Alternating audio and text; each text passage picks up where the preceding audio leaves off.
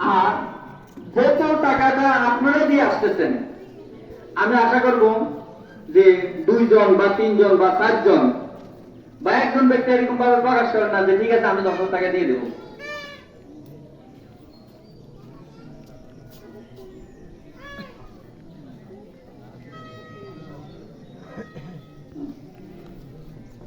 আমরা কি আশা করতে পারি?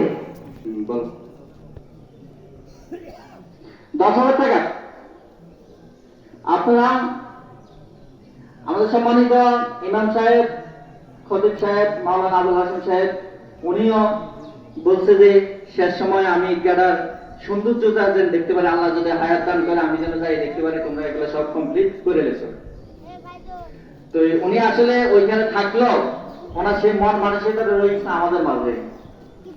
তা আমরা 10,000 টাকা দেওয়ার মতন, আর অনেকে আছেন আমি ঠিক আছে এটা দিলাম প্রকাশ করার দরকার নাই, এরকম যদি কেউ থাকেন সেটাও ওনার কাছে ক্যাশিয়ারের কাছে দিয়ে দিতে পারেন, ক্যাশিয়ার ওইভাবে আমাদেরকে ক্যাশে বুঝিয়ে দিয়ে দেবো।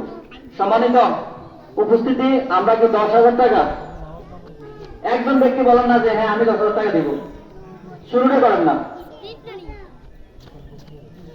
এই সম্ভব। এবং এই টাকাটা